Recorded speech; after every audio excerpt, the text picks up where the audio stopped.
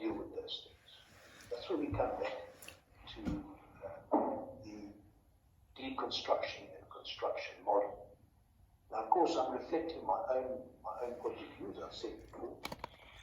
And what you need to understand about this is that in many ways, it's not a mirror image of the way counsel diligently prepares a matter, but it has a relationship.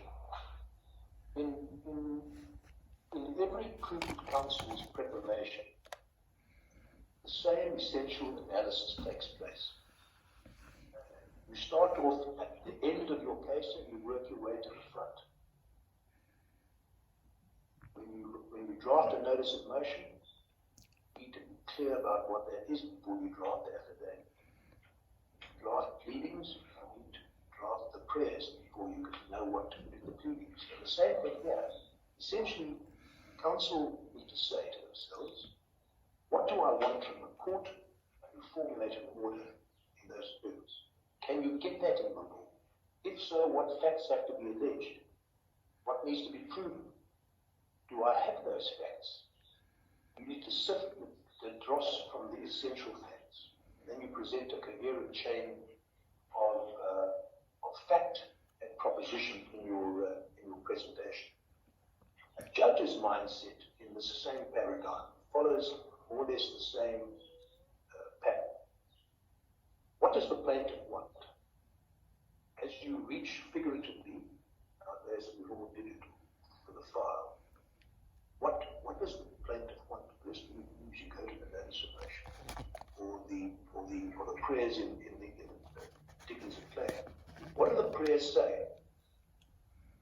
Is this, if I were to grant this order, is it in terms of the law? Does the law allow this?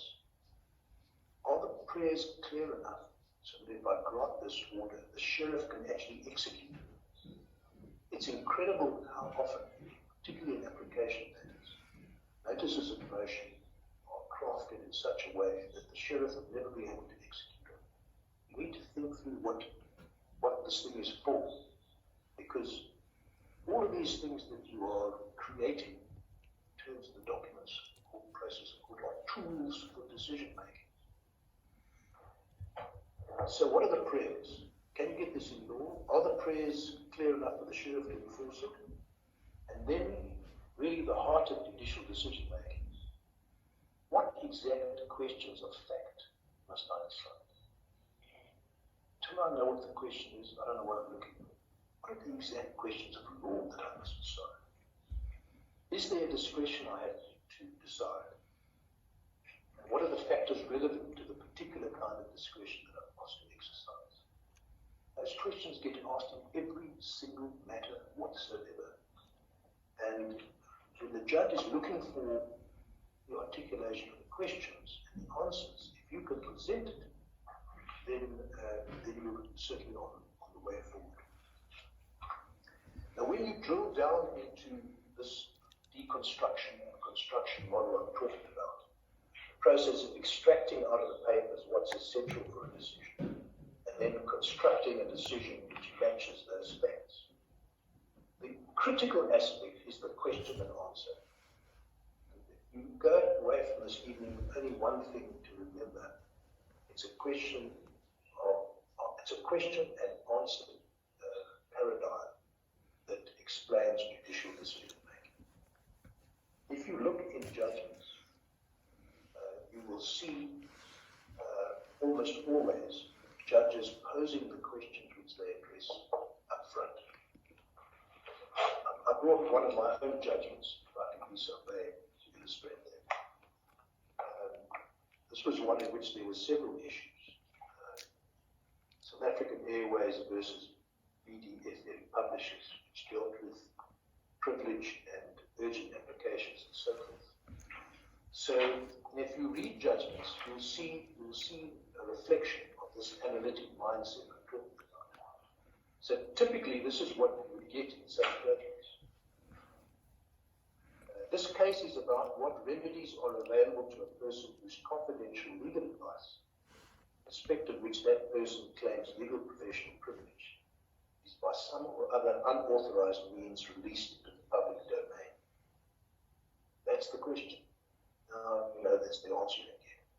Moreover, the case is also about the appropriate way to approach a court for an urgent interdict.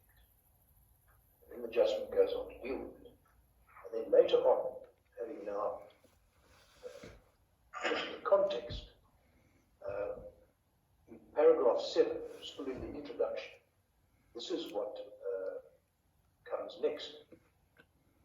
There are several controversies in relation to whether or not the order should be confirmed or set aside, which I shall deal with in turn. They are: 1. The absence of an effective service of urgent application. 2. The futility of the order given the extent of publication. 3. Whether professional privilege ever existed in respect of the information in the document. Next, assuming a right by the airways to the confidentiality of the contents of the document, what is the public interest? So that is the foundation for all the rest that follows, a clear exposition of the questions which call for an answer.